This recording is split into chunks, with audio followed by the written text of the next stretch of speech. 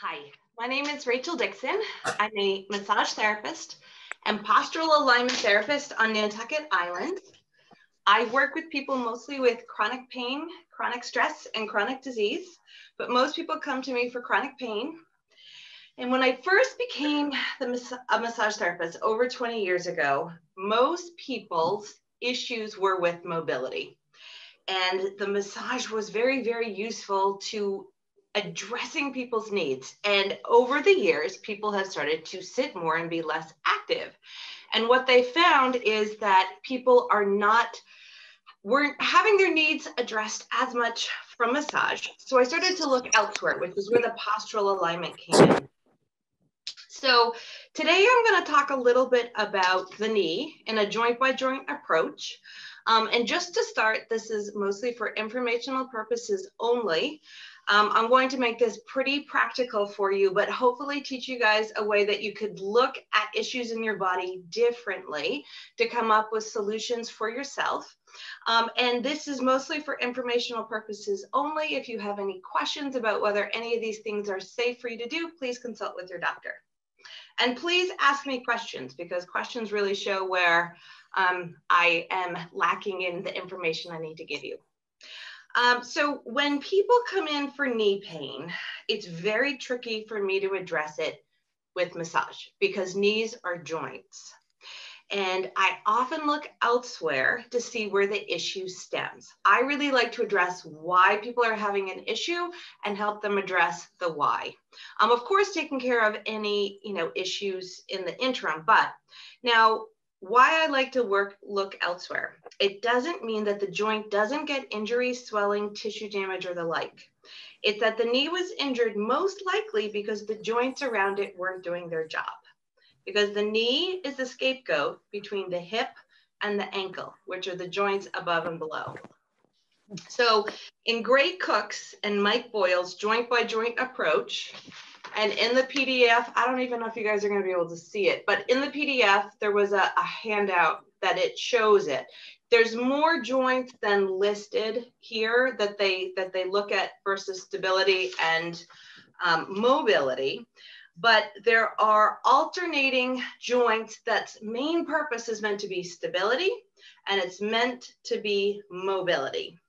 Now, what do I mean by stability and mobility? Stability means that our brain can sense the movement and make the movement safely, and therefore it's going to include that the muscles are strong enough to do the activity, and also that our brain feels like it will be safe. If it feels like it's going to get injured, if it does something, it's not going to do it.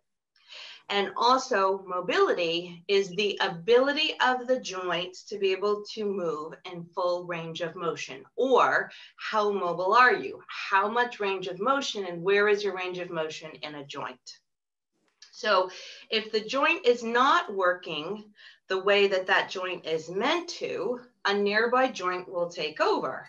So if a mobile joint isn't as mobile as it ought to be, then a stable joint around it is going to have to become mobile to be able to make up for the space that the mobile joint isn't doing.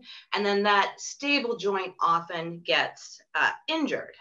So if you have the handout in front of you, you can look at it, but I'll just go through a little bit of what joints were what, so you guys can get a sense.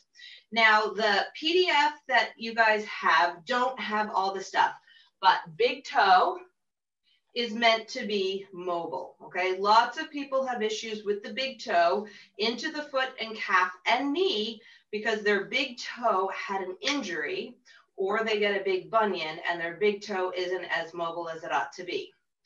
Then the tissue on the bottom of the foot is meant to be stable.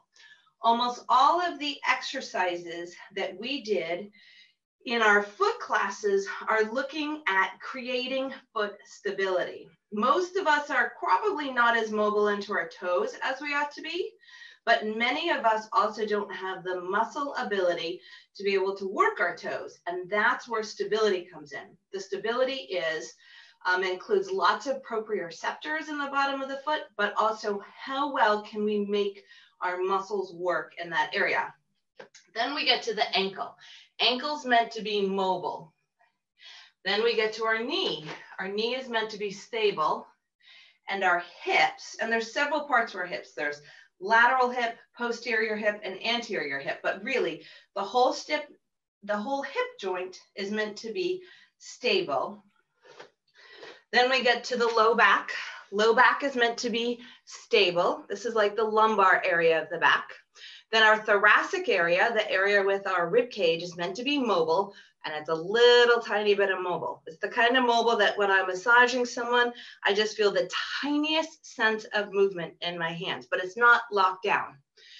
Then we come up, if you come straight up, as opposed to looking down the arms, we have the scapulas that are meant to be stable. And then we have the neck. The whole neck is meant to be stable as well. But the occiput atlas, the very last where the head meets the cranium, is meant to be mobile. So most of the neck is meant to be stable, and most of the occiput atlas is meant to be mobile. So when you look at the knees, you have the ankles below it, which is meant to be mobile, and you have the hip above it, which is also meant to be mobile. And most people's knees have an issue because the issue is actually somewhere in the ankle and or in the hip. And if you were going to put money on it, I'm going to teach you today how to look at each of those areas, how to assess it for yourself, and then different tools that you could use to address the issues. If you were to just put money on it though, and I'm going to show you an example of this, is most people's ankles aren't as mobile as they ought to be. And most people's hips aren't as stable as they ought to be when it's related to the knee. Now, hips are really meant to be mobile, and a lot of men in particular have issues with lack of mobility in the hips that creates an issue in their low back. I'm going to address that next week when I address low back, or 2 weeks when I address low backs. For today though, we're going to look at, are the muscles strong enough to create the stability in the knee, because the hip is above the knee. So if you look and you think about where people get injured in today's world, you will notice that it almost always is in the areas where people are supposed to be stable. You get injured in the plantar tissue. People had horrible cases of plantar fasciitis and all sorts of other things. You don't see that quite as much right now as some other things. You see people getting injured in their knees. You see people getting injured in their low backs. You see people getting injured in their necks. And then if you were looking down the shoulder, right, you see people getting injured in the glenohumeral joint as well. So all areas that are meant to be stable. Most of the time, if you were just to put money and say, for most people, where do the issues lie and how to address it? With most people, their areas, the joints that are mobile, supposed to be mobile, aren't as mobile as they ought to be. And then those supposed to be stable joints will end up having to move more than they're meant to. And over time, or with repetition and increased weight, people will get injured. So today we're going to look at screening the areas and different ways of addressing. And I'm taking a lot of this information from Gray Cook, and I'm taking a lot of this information from many, many years, but I'm mostly making it user-friendly and very practical for everyone. If any of you guys are much more complicated personal trainers or people who work with people with injuries, I could address additional information. I tried to make today pretty practical for everyone. All right, so first we want to screen our two areas. So we're going to look at the ankle and we're going to look at the hip today. So first we want to see if we're able to make the movement and where our issues are, and really compare it left to right. So when I look to see, can my brain make the movement? Is my brain comfortable with making the movement? I'm going to look in a squat today. And I'm going to compare it to how my brain does it unweighted. So squat's weighted, it's got my weight on it. And I'm going to test it unweighted, and I'm going to compare how the single test works compared to the other test. So when I think about the ankle, okay, when I think about the ankle, I'm going to look at, let me try it from the side, and I'm not great at any of these things, right? But when we look at a squat, I want to look at how far I can squat down and keep my feet, my heels on the ground. If my heels have to start coming up because I'm coming down to squat, then my brain doesn't feel safe to make the movement. Or it causes pain. Not looking for pain with this, okay? We're also really not looking for the knees to go over the toes. We're mostly being able to keep our thoracic area upright and our butt to be able to go back versus our knees to go forward. So let me do this from the front. Actually, you'll see it better from the side. So if we're gonna do a squat, I wanna look and see how much of an angle I can get in this, in my ankle, okay? If I did it from the front, I'm looking to see, in part, where I'm able to go down, okay? If I'm gonna look at single, so now I know, okay, it's not great, and I'm gonna think about what's stopping me. Initially, my calves feel really tight. So I'm thinking, okay, my calves are feeling tight today. Now I want to say, okay, I was only able to get this much, mobility in my ankle. Let's compare it to a single. So a single one, I'm going to come down on my knee, and I'm going to put my foot about 4 inches or so from a wall. So I'm going to test this one. And I'm going to keep my heel on the ground. And I'm just going to see as I lean forward, how much mobility I have in my ankle. So now I'm going to come back right here. This is actually pretty far away. And I'm going to say, okay, I can do this right here. So now I'm going to come and compare right to left. So now I'm going to do my left, and I'm going to compare it right here, and I'm able to do it. Now, when I see the mobility that I'm able to get with a single leg, and I compare it with a double, okay? Now I can come back here and I can get lower right now because I've even been stretching a little bit now. I can find that I actually get a little further with the single than with the double. So what does that mean? That means probably I can feel I'm tight, so I know I have some mobility stuff. I have some soft tissue and or some joint work that I want to work into my ankle. It also means that I'm going to want to work on a little stability work for my muscles as well to feel a little bit more confident. And right now I'm going to get into the why. But before we go on further, does anyone have questions? Okay, so if you're, so let's go into hip first, I guess. So with hip, okay, a squat is going to test all sorts of joints above it, okay? So one of the things we're going to look at with the squat, and I saw it as I came in from the front, okay?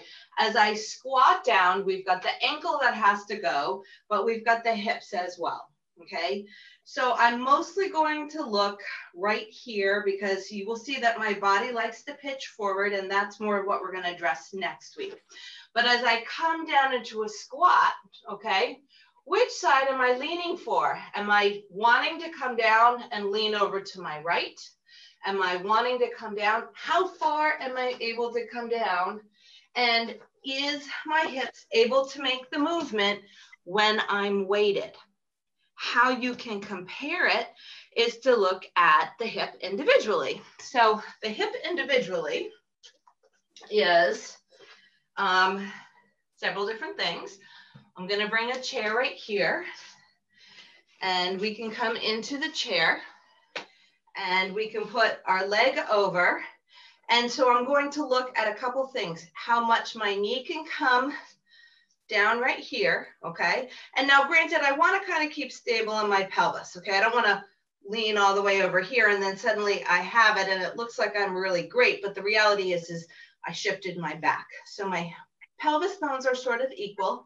And then I'm going to look to see if how much my knee can come down and then my body can come forward, okay? So that's going to be checking anterior hip as I move forward. And this is getting more lateral hip as I come here on the side. And then we can compare, my chair is a little uneven, so, and then we can compare it. And this is also a stretch that can feel really good. So if you compare the single and lateral, another way that you could check, lots of people do different exercises where it's sort of like a frog movement. So a frog movement might look like our feet together and then being able to open up on the side. So you can lie here and you're doing both at the same time. And you're like, okay, are both of my hips about equal? And right now it feels like both of my hips are about equal. I tend to get a little bit more stuck in the right. You can compare it and down as well. And you can always try, I haven't done this in a while, but you could always try something like a happy baby. So if you could not squat very well weighted, this is like an unweighted squat right here. So this is one where I can see, gee, I'm getting further while unweighted on the ground than I was while weighted. So how do I deal with each of these things? Any questions before I get started? Continue. So if you were tight in the both single and double test, so I'm trying to do a squat and my ankle's not going down or my heels want to lift way far up off the ground. And then I go over to the single one and maybe one or both of my ankles are showing that even without a ton of body weight on it, my ankle doesn't really make the motion, okay? It also helps if you try to actively do it. So that was body weight, but I might try to move my ankle and point and flex and go, that is or isn't making a movement right there as well. So if you're tight to both the single and the double test, I would work on both mobility and stability for those areas. If you only have issues in the squats, if you find that yourself, you are very mobile in the single test, but then you try to put it together in a movement like a squat and you're not able to do it, then you want to try to work on stability first. So if you're having issues with stability, your body isn't feeling safe. And we want to stimulate the stability, the areas around the mobile joint, so the brain feels the area and can make the movement safely. You also have to be actually strong enough to do the work as well. So if you, a lot of the people that work with Greg Cook and Mike Boyle are professional athletes. So they're already really strong. Some of them have brain issues that go along with the feeling safe to make a movement. Some of us might actually not be strong enough to make the movement. And so our brain is going to either go, ooh, we don't know how to make the movement, we're not comfortable making the movement, or we're not strong enough to make the movement. So there's an element of all those things playing into it. How to actually address the areas. There is a formula. The formula is going to be light, fast, and short duration, or shorter duration. So this is going to be stimulating Pacinian corpuscles. You have more Pacinian corpuscles in the bottom of your foot and in the hand, but you do have them in other areas as well. When you think about the ankle, it's very close to the bottom of the foot. So what areas in the ankle need to be worked on? So ankle's meant to be mobile, but the bottom of the foot is meant to be stable and the knee is meant to be stable. But most likely, we're going to be looking if the ankle isn't moving at the bottom of the foot. So different ways that I could work with the bottom of the foot is I have my Nabosa mat, and I don't know if you can see, but there's little bumps on this. It is a bumpy mat, and that mat was designed for my brain to be able to get a better sense of where my feet are in space and give me that vision of where am I? Am I shifting to the side? Am I falling over, or what's happening? Okay, other ways that we could do it. So the Pacinian corpuscles respond best to stimulating, and it's going to be light, fast, and about 10 seconds. Other ways that we could do it. So if I just were to do an exercise on the Nabosa mat, I am going to be able to stimulate those Pacinian corpuscles because I'm on that bumpy mat. Another thing that I could do is a little bumpy ball, okay? So I'm gonna take this little bumpy ball and I'm gonna put it on the ground, and I'm gonna make sure that I've got my weight in my other leg, and I'm going to roll for about 10 seconds on the bottom of my foot. And it's going to be light, it's going to be fast. You could also do this when you were sitting down. And this is going to be stimulating the bottom of the foot. And then I could come in here and either try the squat, which actually I noticed an improvement. Okay, granted, I also put my foot out a little bit, but I could come over here and test it. Other tools, because I like people to recognize all the different tools that you could use. I have a Hypervolt. I actually prefer this for really big, deep muscles, which bottom of the foot is not. But if I were to turn it on and make it faster, and then not put a lot of weight into it, I'm gonna just very lightly stimulate the bottom of the foot. And maybe I would stimulate around the knee just a little bit too. And that is going to help my brain feel that area better. And here's a foam roller. It's not super hard. It's actually a little bit squishy, but it does have a bumpy surface. Okay, we're gonna use this today. It's probably not the best one for the foot, but you could also roll the bottom of the foot this way. My brain's gonna get connection better with it. So these are different areas. So if you're looking at the ankle, I would something short, fast, and stimulating the Pacinian corpuscles in the bottom of the foot, and then retest, see if it made a difference.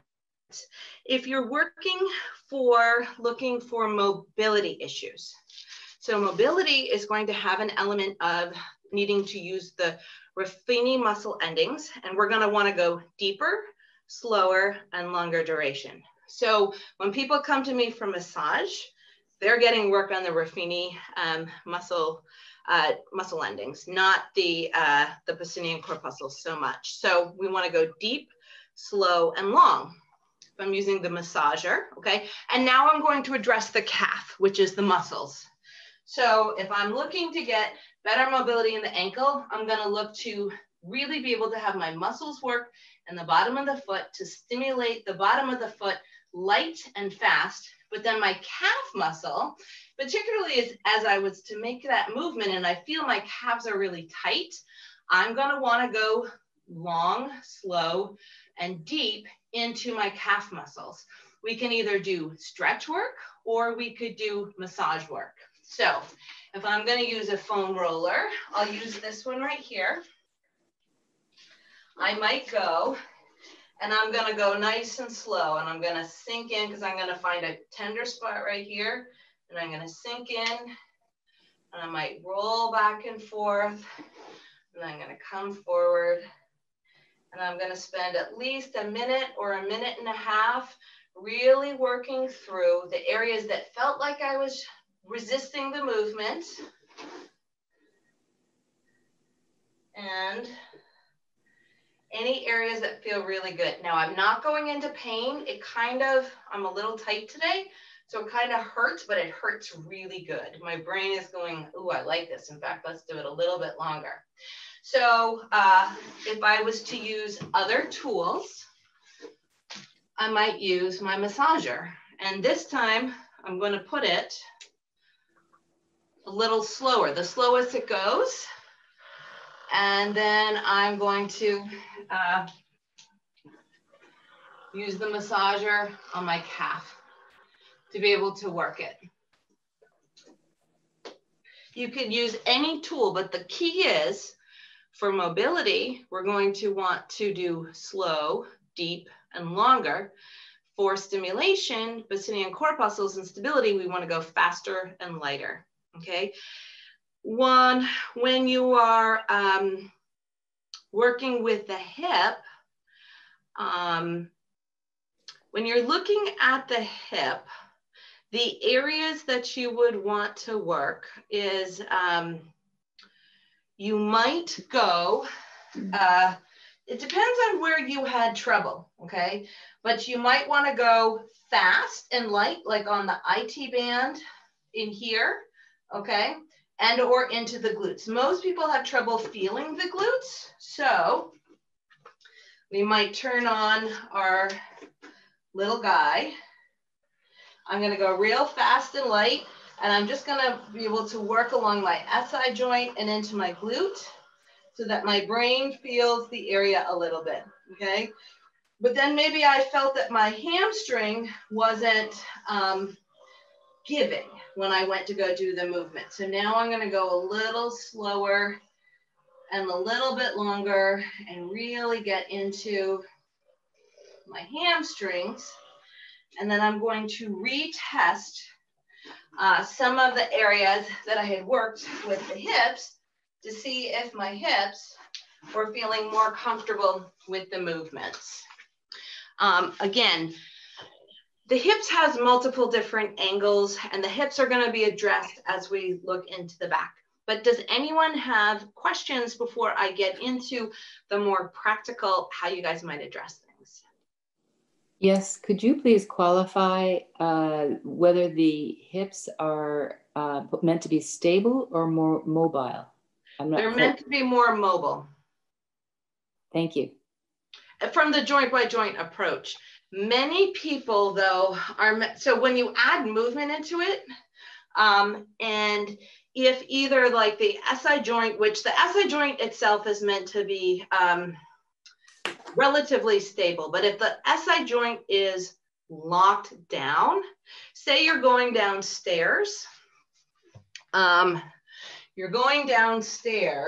and your knee is supposed to track straight all the time. So suddenly if your SI joint is locked up and you're going downstairs, your knee is suddenly going to go like this as you're going downstairs. You might even find that if you were doing like a bridge, let's see if I can get this to look right. You're doing a bridge, you might notice that as you come up and down, okay, your knees might go out and in, okay? Some element of that is meant to be able to be strong enough to hold the knees in the correct alignment. So the hip is meant to be mobile, but it's also supposed to be strong. And a lot of times the hips aren't strong enough. So overall, it's meant to be a mobile joint, but it is also supposed to have the muscle ability to be able to keep the knee tracking correctly. Does that make sense? Yes, thank you. Okay. Any other questions before I keep going?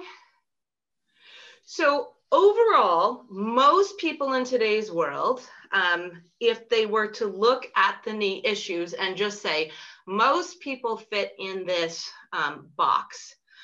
The box is going to be that their ankle isn't as mobile as it should be. And these are partially because we have, when you look at the bottom of the foot, most people have put our feet in shoes. We don't have the dexterity and the muscle and the stimulation and the basinian corpuscles to have really mobile feet. And what ends up happening, particularly when we put them in stiff shoes, is we turn off the little muscles in the bottom of the foot and we overuse our calves. And then our ankles become kind of locked because of it. So a lot of this was addressed in the foot classes, but I'm going to go over some of it today.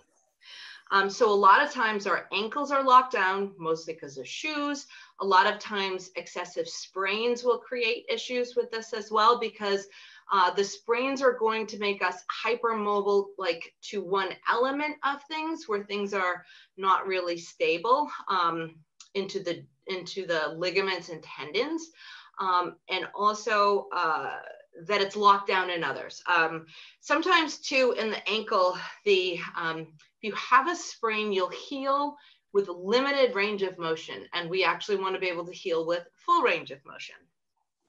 And then the other element people have, even though a lot of men more than women will have hips that really aren't as mobile as they ought to be, but most people do not have the muscle strength on all four elements of the leg above the knee to be able to keep the knee tracking properly most of the time. So really where knees mostly get injured, not always, but mostly get injured, is because for whatever reason, the knee is not pointing forward all the time and it's not tracking forward all the time. So that might look at that the knee tracks in like this. It might look that in some things, the knee tracks out and the knee tracks in, or maybe the knees track this way. It's various different things, but the knees are really meant to be able to be tracking properly. And a lot of times, particularly if we're unequal in our muscles around our hips, we will have elements where our knees will track in and they will track out. And they really don't track straight. And that is a muscle thing, but it's really muscles of the upper leg more than the hip. There is an element of the hip in there as well. So my favorite things that I have practically found to be helpful are these. All the stuff that we worked in with the bottom of the foot. So if you go back to some of the classes that I had taught previously, they have all of these things in further, okay? But I love, let me just lower this because I'm going to do some stuff on the ground. So we have, remove this. And this. So now I feel like my calf is too tight, okay? So I'm going to do, and there's links to all of these things. In fact, there's more than enough links if you guys want to take whole stuff on each of these things. But there's a link to my favorite calf stretch. This is Katie Bowman's calf stretch. So I am on a half foam roller. You can find these on Amazon. I've got my foot placed on the foam roller. My heel is on the ground. I have quite a stretch into my calf right now. I'm also going to take, while I'm already in this, to see what my stride length should be. Okay, so I want my center of gravity, which you guys can't see, but it's to my pelvis. It's right above here. Okay, so I want my pelvis to be over my ankle. I don't want my pelvis to be forward. It's really easy. If I shifted my weight forward, I could actually get a really big stretch here. This is like the people that you see walking on the bike path, and they're here, let me lift this up a little bit so you can see. And they're tight in their back line. So instead of walking using their glutes, they're gonna shift forward and suddenly they can take these really big strides. But as you can see, their weight is shifted forward. Their pressure is in their back. They're using their hip flexors and they're not really getting to their feet. So I'm gonna start because my calf muscles are tight, okay? I'm going to start by just doing a little bit of a stretch. I'm going to bring my awareness into what my stride length should be. I'm going to sit here for a minute or two, stretch this side. I'm we're gonna do a little bit of a stretch to the other side. I can compare how things are. My weight is in the heels. I was a little too close to the edge. I'm a little tighter on this one today, so I'm just gonna stand here. In fact, I'm a little extra tight into my left compared to my right and more to the inside. So I'm gonna come over. I'm gonna turn my massager on. I'm gonna do a little massage into my calf. I'm gonna go the low and slow. Or maybe I could use my foam roller and go low or deep and slow and a little bit longer.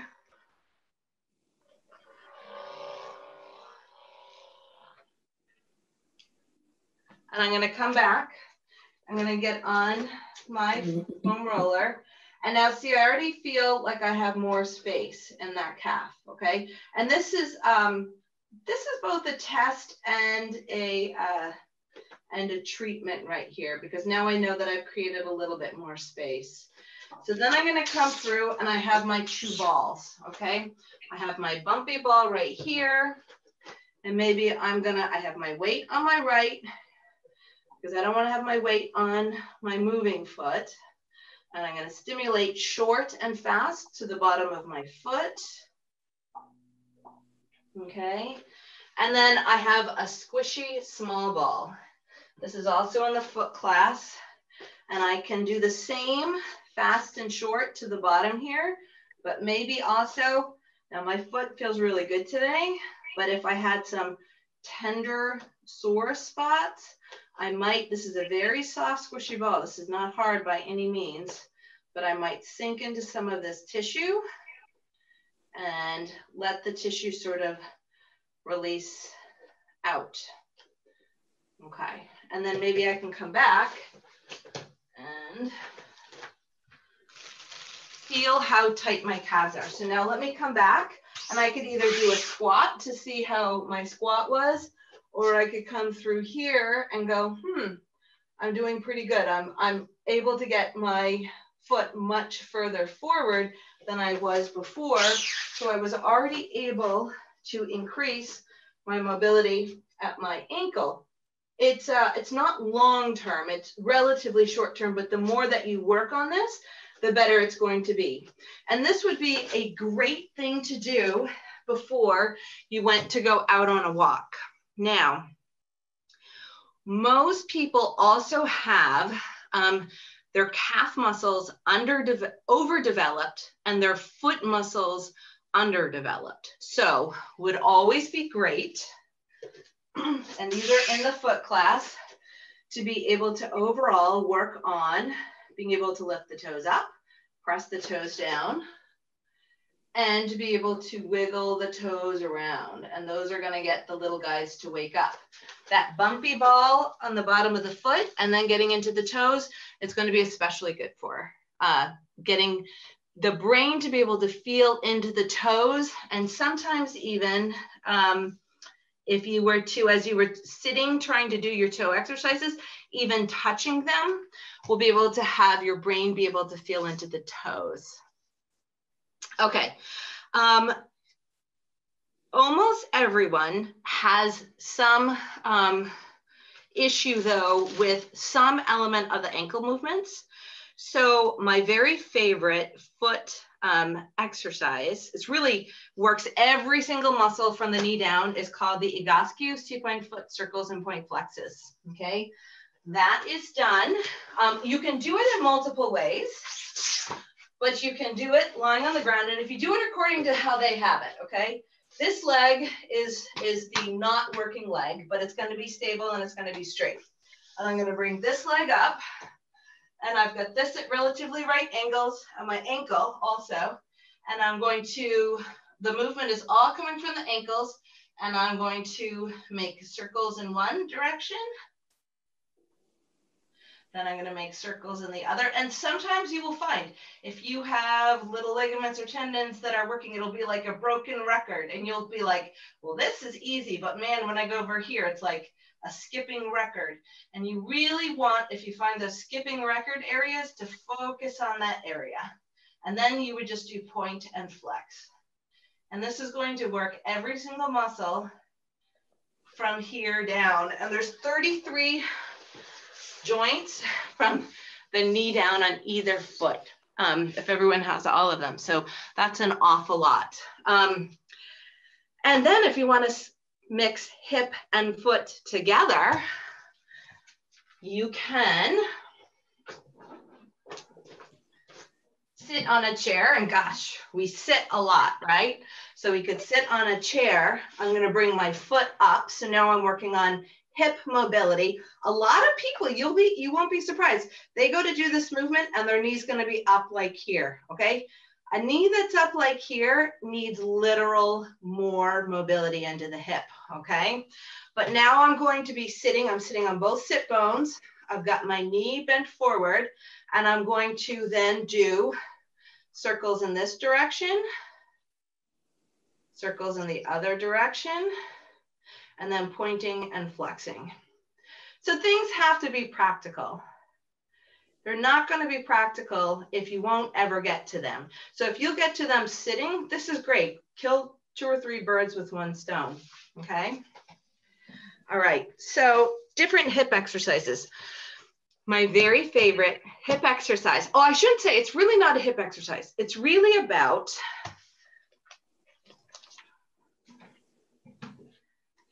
when you think about the knees, okay? We've got the quads, we've got the adductors and abductors, and then we have the hamstring, okay? So we have all 4 of these muscles, and when we go to do a movement, to be able to have the knee track forward, all of these muscles have to work together, particularly the agonist and antagonist muscles, the muscles that are opposite. One has to let go, one has to contract relatively to be able to have things going, okay?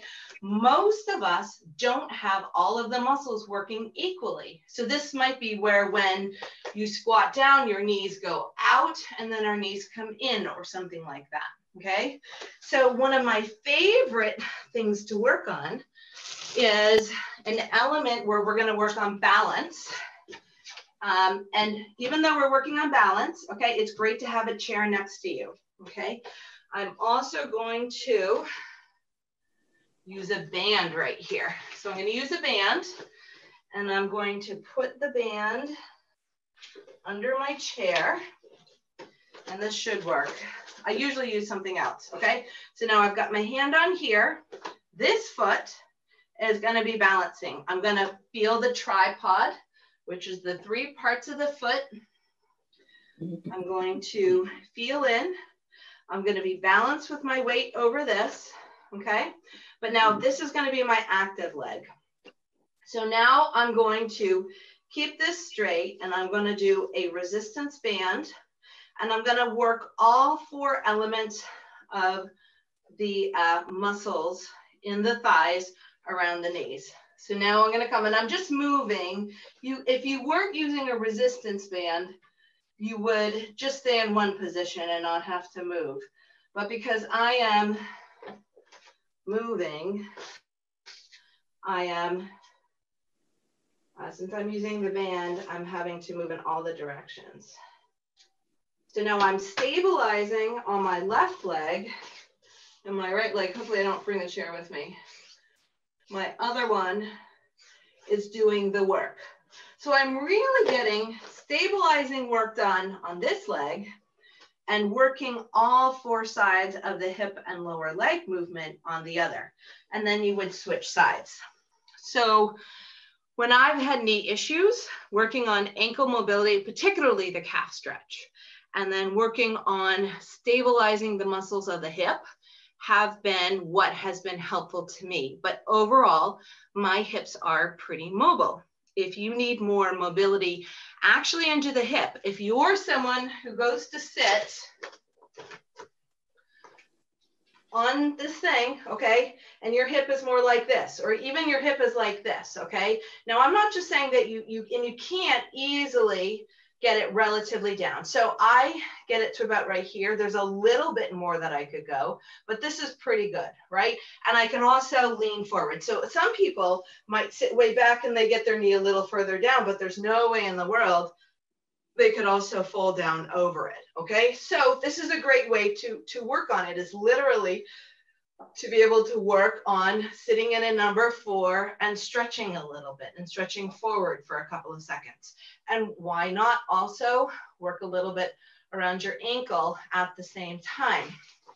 I had 2 other exercises, they're Egoscue ones, that are going to work on mobility.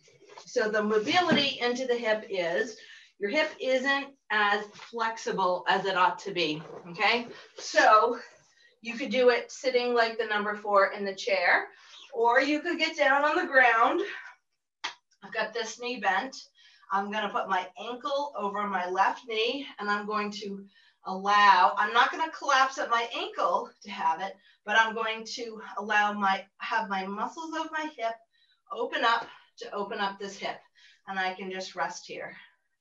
And I can stretch it. So now I'm trying to actively, meaning use my muscles to get it open. I'm a little more passive when I'm in the chair. Okay, it looks like this on this one. And then there's also knee drops. And I love knee drops because they bring, you use your muscles and they actively go into anterior and posterior movement at the same time.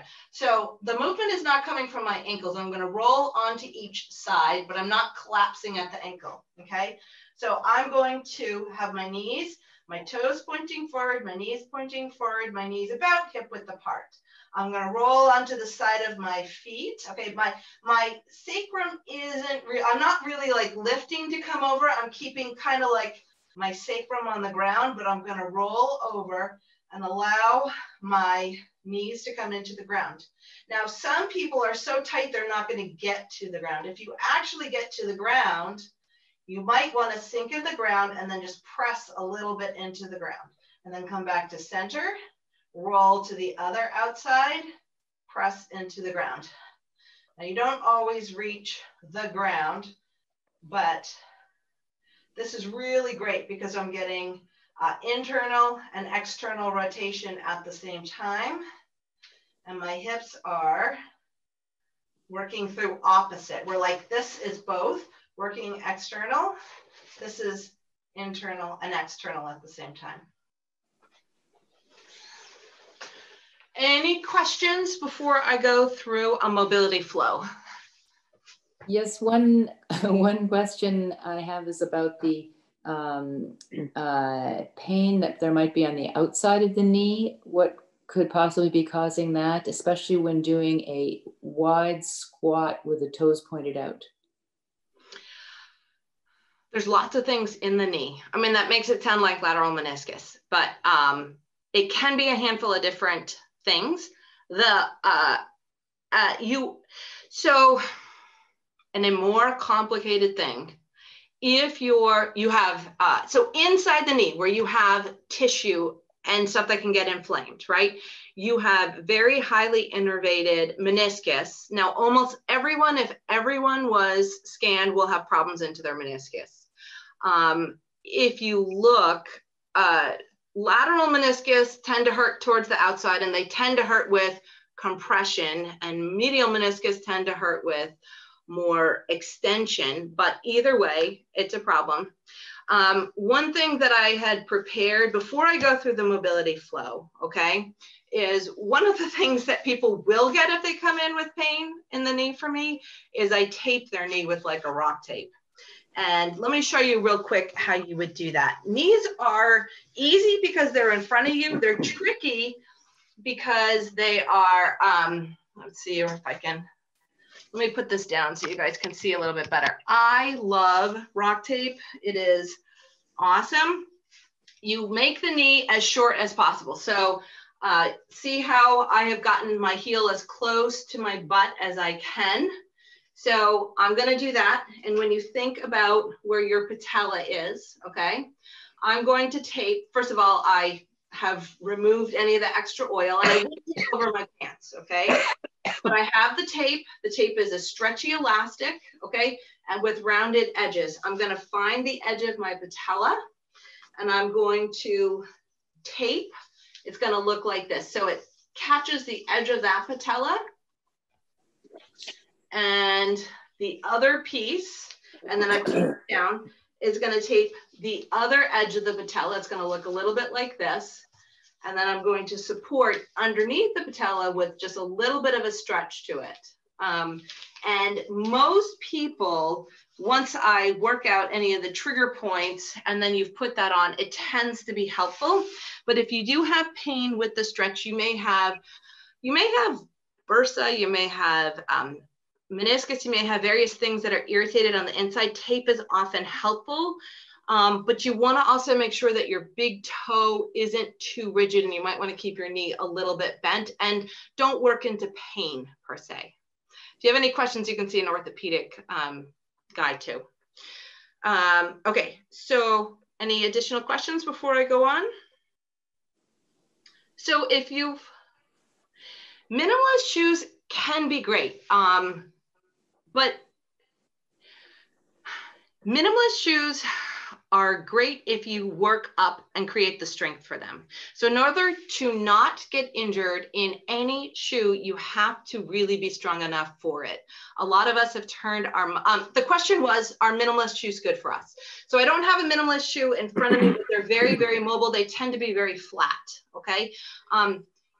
People changed into it, and then they added weight and repetition. Like they ran on asphalt in a minimalist shoe, and they were not used to that, and they all got injured, and most of them came up with stress fractures. So the reality is if you properly build up the muscles in the bottom of the foot, and you're on more of a grass surface, and you are strong enough for it, minimalist shoes will be better for you than a stiffer shoe. But with any shoe that you have, you need to be strong enough to not injure yourself while using it properly.